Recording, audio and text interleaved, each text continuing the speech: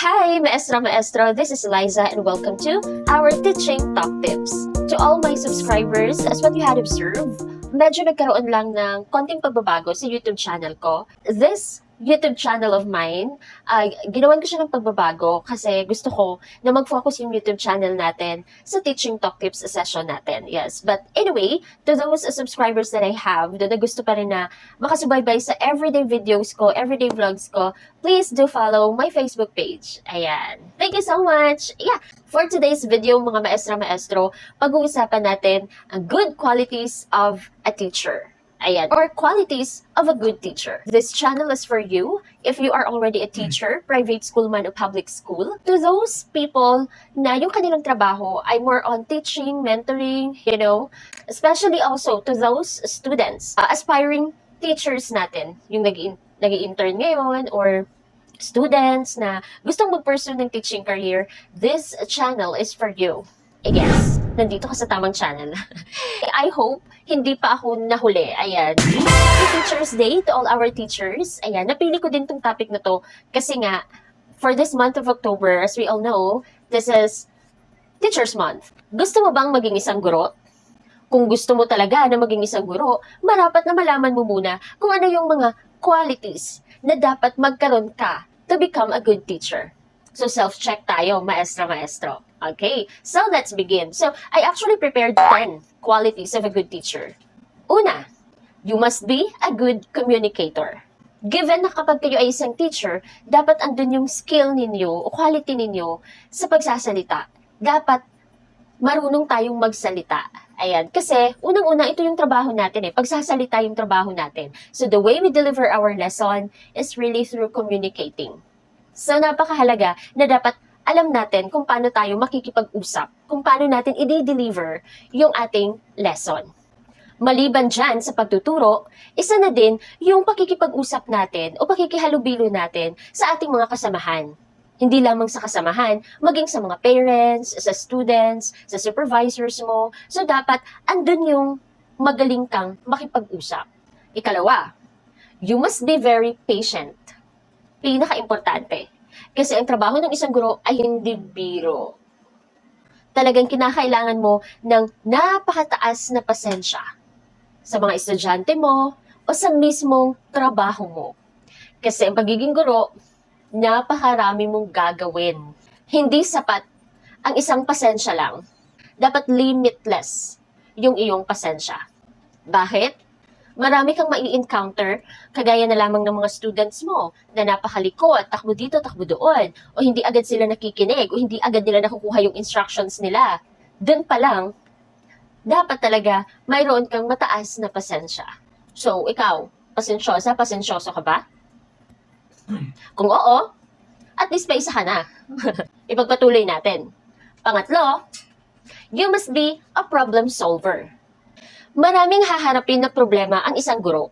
Hindi lamang sa trabaho niya, kung hindi, kasali na dito yung mga problema na kakaharapin ng mga estudyante niya, kakaharapin na problema ng paaralan, o marami pang iba. Dapat magkaroon ka ng abilidad na agad-agad kang nakaka-respond sa problema. Agad na agad kang nagkakaroon ng solusyon sa posibleng kakaharapin mong problema. Lalong-lalo na kung ikaw ay isang advisor, na mayroon kang iilang mga estudyante na pinamamahalaan.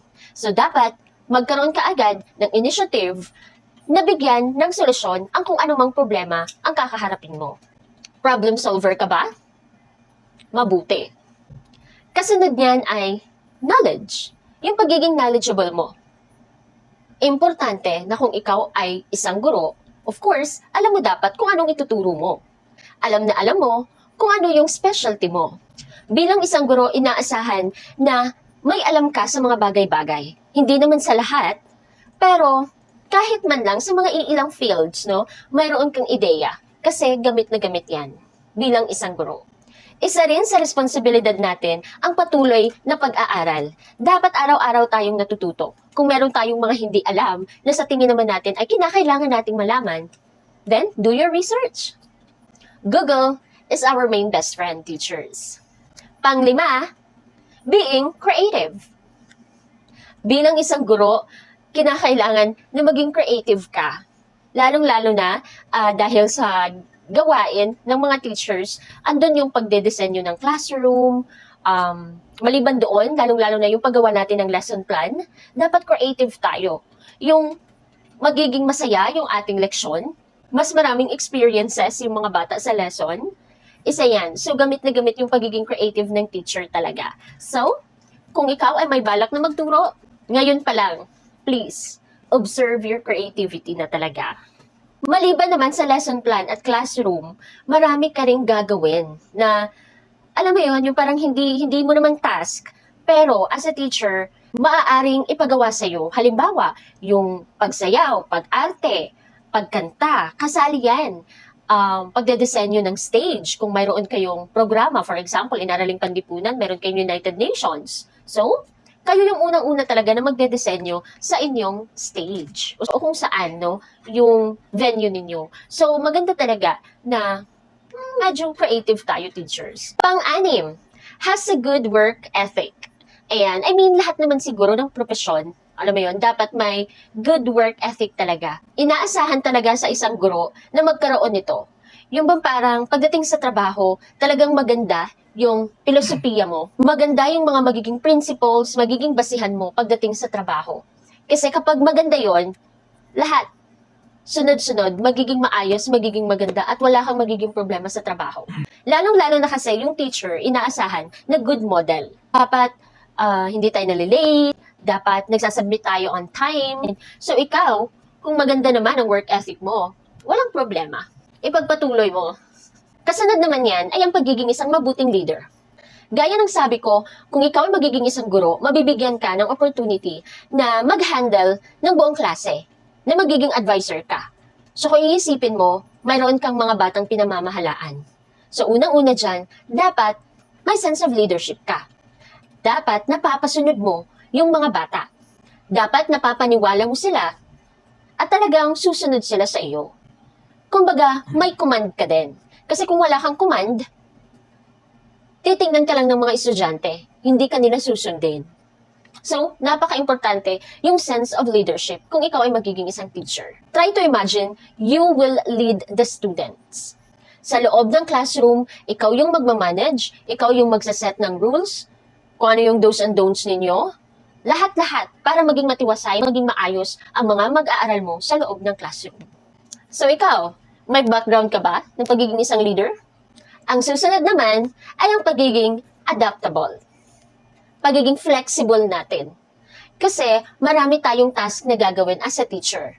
Maliban sa pagiging isang teacher, sabi ko, dapat maging creative ka kasi may mga oras na magdedesenyo kayo ng gym, magdedesenyo kayo ng classroom, at kung ano-ano pa. And maliban doon, maaaring mabigyan ka rin ng task na magturo ng ibang subject. For example, ikaw ay mapupunta din sa ESP, sa Filipino, so dapat flexible tayo. Dapat alam natin kung paano mag-adjust base sa kinakailangan ng ating paaralan. Sa public school, all around tayo, so expect that. Ang roles natin, teachers, hindi lamang maglilimita sa pagiging teacher. Andun din yung kung ano ang kinakailangan na suporta ng ating mga mag-aaral. Ikaw ay magiging ina, ikaw ay magiging kapatid, ikaw ay magiging lola, ate, tita, sa lahat ng iyong mag-aaral. So, kinakailangan, flexible, adaptable ka talaga. Dito na tayo ngayon sa pang-siyam natin na quality of a good teacher, ang wholesome behavior. Ayan. So ito, mga maestro, medyo mabigat to. Kasi pag sinabi nating teacher, pag sinabi nating guro, andun nga yung pagiging isang mabuting model. Alam mo yun? Modelo ka ng mga bata. So lahat ng pagpapasensya, lahat ng mabuting pag-uugali, dapat nasa iyo. Alam mo kung paano makihalubilo, alam mo kung paano bigyan ng pantay na pansin ang mga mag-aaral. Andun yung pagiging matulungin, andun yung pagiging responsable, lahat-lahat. You must have that wholesome behavior. So, kung ikaw ay medyo mainitin ng ulo, kung ikaw ay medyo maarte, baka mahirapan tayo niyan. But anyway, kung gusto nyo talaga, kayang-kaya. And now, the last but not the least, ayan, ang pagiging motivational. Gaya ng sabi ko, ang buhay ng isang guro ay hindi talaga madali. Napakahirap. So, kinakailangan mo ng maraming motivation.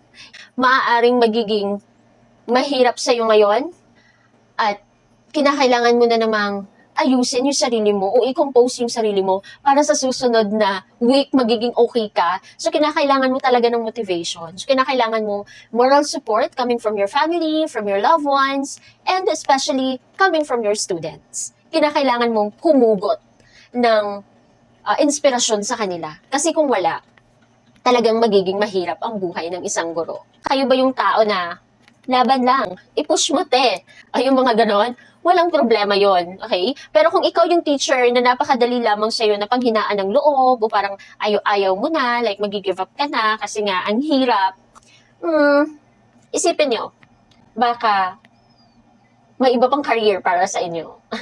Maestro, that would be all for today's video. Sana naman sa mga aspiring teachers natin, ayan, those are the qualities of a good teacher. So, try to check yourself, ayan, kung pasok tayo sa mga good qualities na iyon, okay? So, thank you so much for watching this video, and please just subscribe to my channel. So, marami pa akong upcoming videos about teaching, especially in methodologies or strategies, and also in Araling Panlipunan subject, lesson plans, and others. Ayan. So please keep on watching and stay tuned to our channel, Maestro. And of course, if you have some suggestions, topics, ideas that you wanted me to discuss with you, please feel free to comment in the comment section. Yeah. So, bye for now, Maestro. Bye-bye!